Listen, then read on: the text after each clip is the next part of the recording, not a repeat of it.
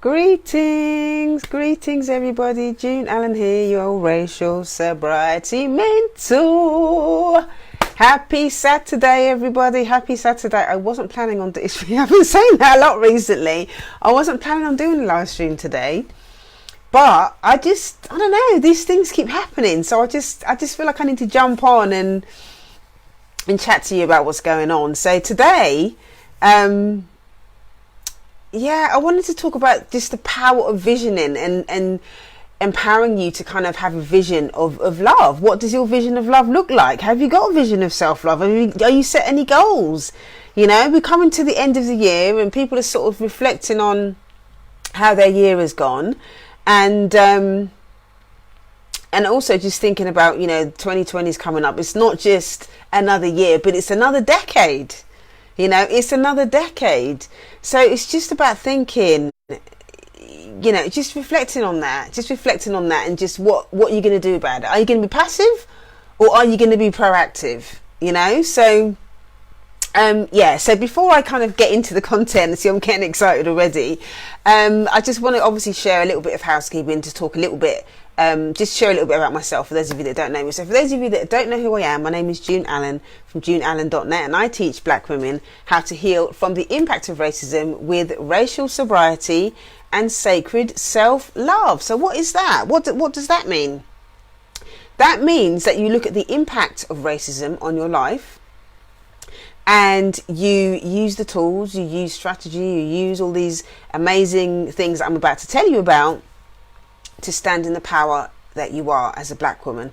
Hey, Ace of Jacks, lovely to meet you last week at the Black History thing. I've got some pictures I need to tag you on, so I shall post them and tag you on those. It was really good to hang out at the Black History Studies. For those of you that I met at the Black History Studies thing last week, it was really good to meet you. I met some of the sisters that I quite often share stuff with on the internet. So it was nice to see people in person, and I will be contacting people. We'll be following up with people because I haven't had a chance to do that yet. It's just been a bit of a crazy week, but I do plan to do that at some point this weekend. So what was I saying? So for those of you that don't know me, I'm a mum, I'm an entrepreneur. Hi Rose, thanks for joining.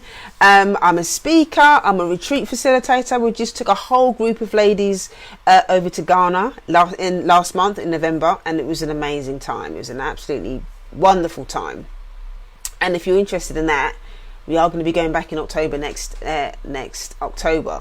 So we're going to do the second retreat then. So if anything that I'm talking about today resonates with you, you can click the link in the bio, go to heal.juneallen.net. That's heal.juneallen.net.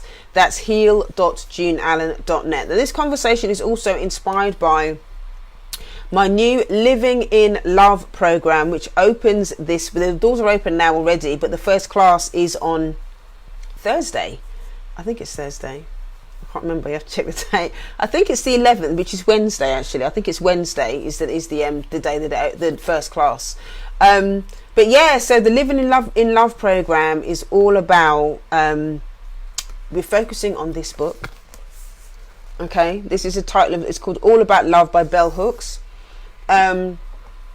It's an opportunity for us to dive deeper into the different types of love, ways that we experience love, different types of love in the sense that we're not just focusing on romance, but we're also focusing on self-love. We're talking about love of art, love of beauty, love for community, loads of different aspects of love. So the program is all about embracing all the different types of love that is in our lives, and not just focusing on the romance. We can actually get quite fixated on that part of it.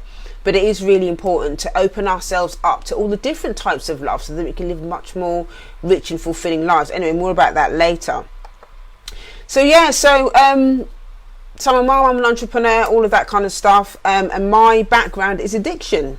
So I'm a bit all over the place today. So I just need to recenter myself. My background is addiction. So I've been in 12-step recovery since 2009. And I went into recovery off the back of a really difficult relationship, really painful relationship, but I realised that the common denominator in all these relationships that I was having that were dysfunctional was me. So not that I'm victim blaming or blaming myself for the awful stuff that went on in some of these relationships, But I knew that there was something off about the way that I picked these men, the way that I picked these people. It was just off. So I went through the 12-step process. It was an amazing process. Learned a lot, processed a lot. But what I realised after a couple of years is that there was no cultural context. There was no cultural context for me to explore the link between racism and how I showed up in the world, how racism impacted my relationships, how racism impacted the way that my family was, the dysfunction in my family, the dysfunction in the community. So, I just became on a mission to kind of explore that and to really understand and really, really get to grips with, taking responsibility for my part, in the sense that what can I do? How can I explore my own behaviours, take responsibility for my own behaviour, the way that I acted out in all of these different ways.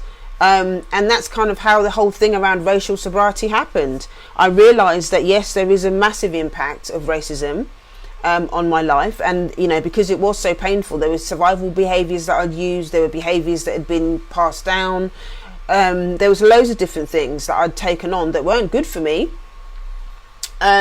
that I'd adopted as a way to kind of survive in the system and to survive in dysfunctional relationships. So the process of racial sobriety just really helped me to get clear around what belonged to me and what belonged to others, and to really start to build my self-confidence and learn how to set boundaries, learn to have just learn to take care of myself, learn to do a lot more self-care.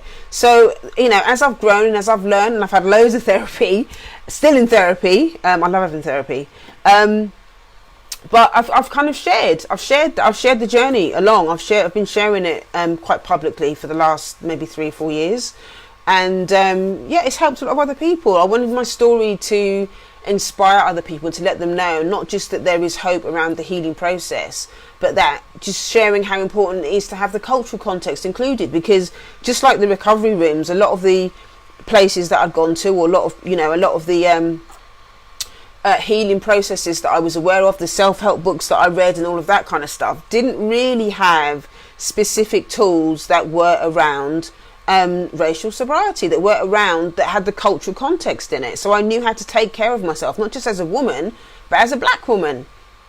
So that's kind of a bit of my background. That's how this space was created. It was created out of, because I know that I was something that I was lacking, and I thought there must be other black women that think the same, that feel the same as me, that want this stuff. So I've been sharing it ever since, and it's been an amazing process, and I'm still learning and growing, but I'm taking you all along with me on the journey, and it's been really, really good. So the only piece of housekeeping that I wanted to share was this Living in Love program that I've got, and that the first class starts on Thursday. So this program is a 12-month monthly membership space, and as I said, we're going to be using Bell Hooks' book All About Love to anchor the conversations, but it is primarily a self-development space. There's sister circles which are live, where we use that to kind of read the book, we do the book study, and the ladies also get the opportunity to share. If you look at the video that I did, the video before this one, I go into a lot of detail about what we actually do in the sister circle, and why it's important, and how I incorporate the cultural context into it, the benefits of doing the circles and stuff like that as well. So, and that's quite in depth. That's quite an in-depth chat where I talk about that. So that, and I feel really proud of it. I feel really, really proud of it, because it's something that I know that I wish I had when I was going through, what I was going through at the time. But I just thought, what? I'm not going to complain about it. I'm going to build it. I'm going to build it so that I can create that space for other black women to be able to do their own internal work, whether you're in recovery or not. And I do have clients that are in recovery, and I have clients that are not in recovery. But we both come together collectively to share our truth, and it's a very powerful, intimate space. So I'm really excited to be able to offer this space online. It was in person before, but I started getting messages from people saying, I love what you're doing, but I don't live in London, I don't live in the UK, can I join, all this kind of stuff. So it was important for me to restructure the program so that it is more available for people that don't live in London, that don't live in the UK. There will be other workshops and stuff that I'll do, in London, to obviously, to still kind of honour the people that do prefer to do things in person. Because I know that there was a few ladies that kind of said, oh, I want to do it in person, and it was really nice doing it in person. But obviously, I have to also think about those people that really, really do want to do this work, that don't live in this country. So that was it was important for me to kind of readjust that, so that more people do have access to the thing, because the whole thing is about making it available for as many people as possible. And there are other things, events and stuff that I'll be doing in London, where we can hang out and stuff with my other clients, so that's going to be really good. So let's get into today's content. So this is about the time, if you know anybody that needs to do some vision work, then you can share it with them. Okay, share it with them, tag your friends. If you have any questions or anything about anything that I say during the broadcast, you can drop your comments below, or you can email me info@yardofgreatness.com, or you can send me a direct message if you don't feel comfortable to drop a comment in and below. The other thing that I would say is the stuff that I talk about in these live streams is for information purposes only. So, if you do have any deeper issues that need to be addressed, then it's important that you contact your licensed mental health professional.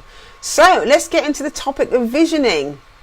Now, the reason why I wanted to do this live stream about visioning today is because I went to a visions meeting today. Okay, I went to a visions meeting today as part of my recovery program, and I hadn't been to this particular meeting for quite a long time, and it was so powerful. I had an opportunity to kind of not only hear other people, speaking life into their vision, but for me to also speak life into what's next, and to speak life and to tell the truth to myself about, the areas that maybe not working for me as much, and the bits that I need to change, And then when I did that, I came out of the meeting and I was like, well, do you know what? I need to share this with my audience. I need to share with them how powerful it is to actually make time and give yourself permission to dream, to vision about what you want in the context of love, having a vision of love. You can have the vision in your head. There's a difference between having a vision and having a fantasy. Okay, you can have a fantasy about what you think love is, or what it can do for you, but there's a difference between having a vision for something and then taking the steps to actually make that vision come true. That's the difference between a vision and a fantasy. Okay, and you don't want to be fantasizing about love. Even when it comes to love, a lot of people think, oh, well, can you really apply it to love? Yes, you can, because there are so many different types of love. And this is something that I will be breaking down in a lot more detail as part of the Living in Love program. But one of the reasons why so many of us aren't getting what we want out of life or out of love is because we don't have a vision. We haven't actually named what we want. We don't know what our needs are. We haven't made set that real intention around what we want when it comes to love. We're just sitting around waiting for it to kind of fall in our lap. We're waiting for love to come and drop in our laps, and it doesn't work like that. We have to be intentional about what we want. We have to be intentional about what we need, and it's a lot more easy when we don't actually create a vision for what we want when it comes to love. If we don't understand what our needs are, then we can kind of get stuck in that place of complaining because we're drifting. When we don't understand what we want, we don't understand what we need, it's easy for us to complain and not really take responsibility for what we want and how we can speak life into our visions. We can't speak life into our visions if we don't know what we need. Okay, so it's really, really important to create a vision, to make space to have a vision. Okay, so the reason why visions are important, I'm going to talk about why visions are important. Okay, because if you want a more fuller life, you have to be willing to get clear first and foremost on what love is. And a vision is going to help you to do that. A vision is thinking about what is possible. That's essentially what a vision is. When we just break it down, the definition of a vision is, this is what I want. Declaring, this is what I want. This is what I would like to happen. This is what I need. This is what it will look like. This is what it will smell like. This is what it will taste like. This is what it will feel like. What does love feel like to you? What do you want it to feel like? What do you want it to feel like? What do you want it to look like? What do you want it to sound like? you know, with depending on the type of love that you're talking about, when you're talking about romantic love or love for your children or love for your work, love for the way that you serve your community.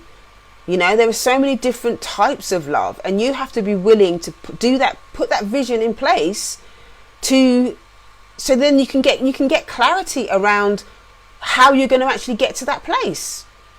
Okay, the vision is going to give you an idea of what that end goal is. It's not that you're going to be focusing on the end goal, because at the end of the day, the journey is just as important as the actual, you know, the actual vision, the goal itself. It's the journey that's important. The journey is where you're going to learn about yourself. The journey is where you're going to gain the wisdom, not the destination. Once you get there, it's going to be like, oh, okay, what's the richness is going to come from what you've learned.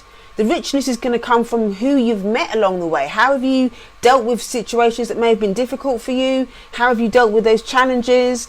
How have you dealt with the fear? How have you dealt with so many different things? How have you dealt with so many different things?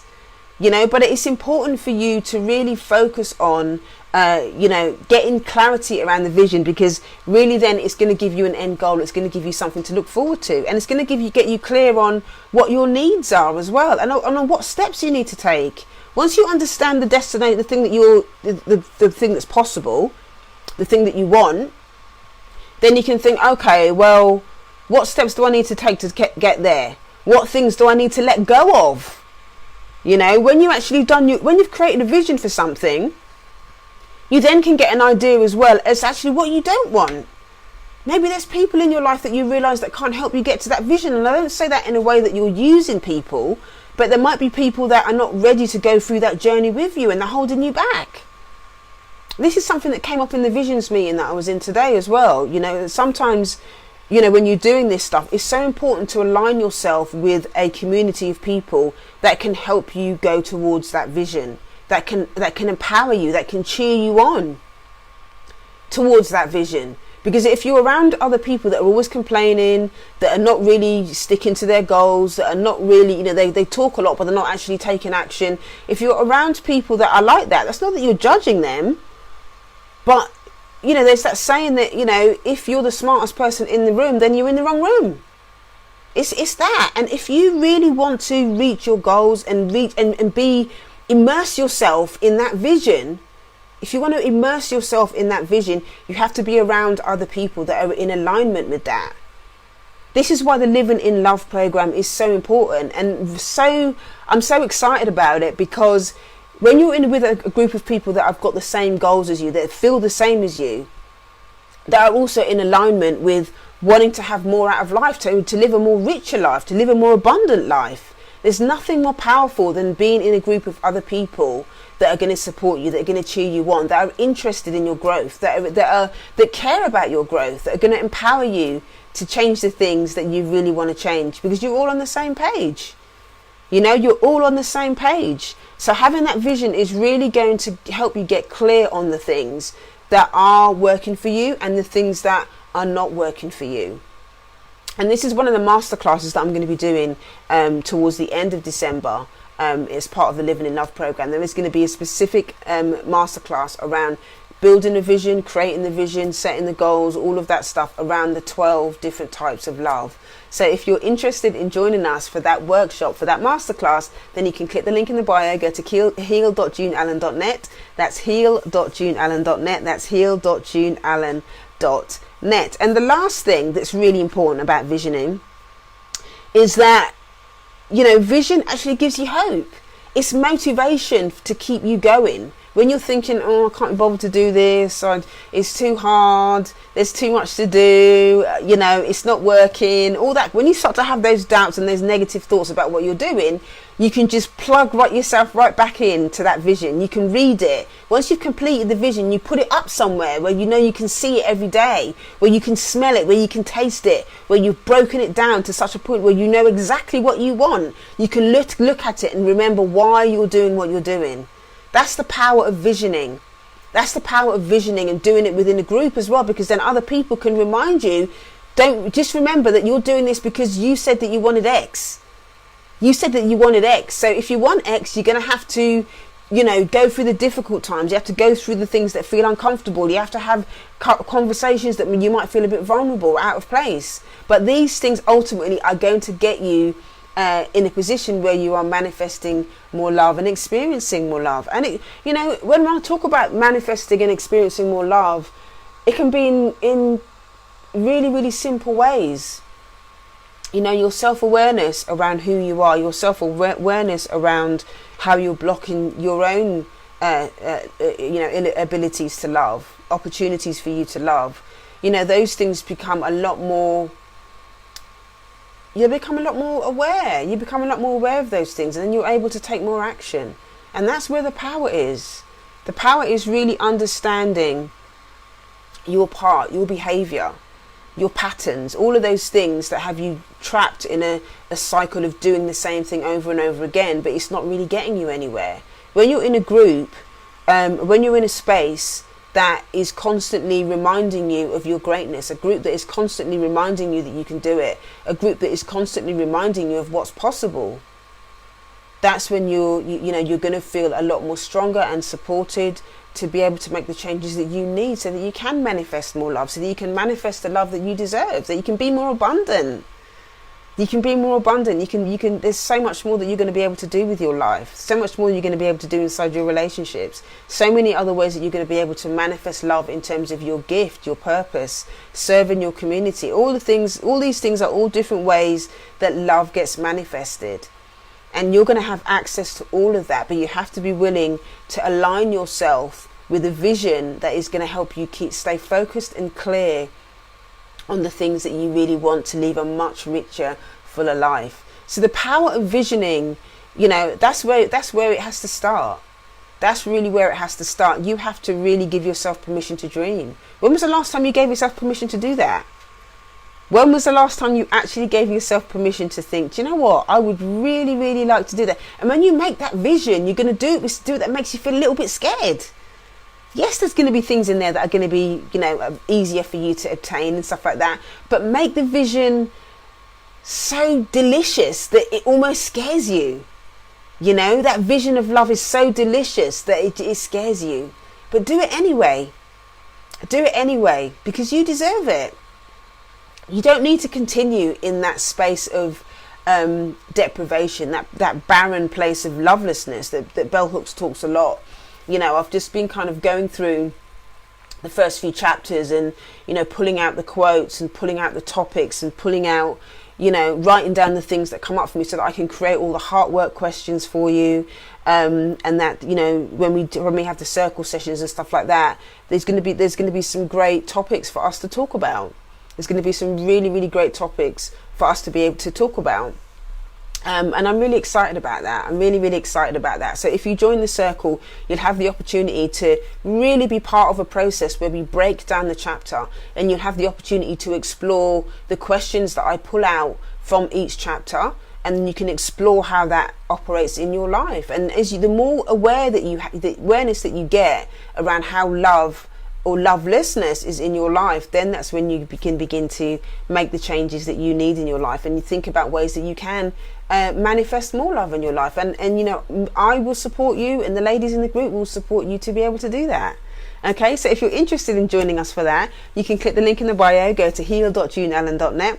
That's heal.juneallen.net. That's heal.juneallen.net. So that's it for today. I just wanted to do a really quick one today. I had to share that whole thing around visioning, because I just found the session today in my meeting really powerful. So I just really wanted to share that with you. So if you've got any questions or anything about anything that I've shared, you can send me a direct message, or you can email me info@theartofgreatness.com. Thank you so much for joining me, and I hope to see you on the other side if you do decide to join. So take care, have a good weekend, and I will see you soon. Take care, bye bye.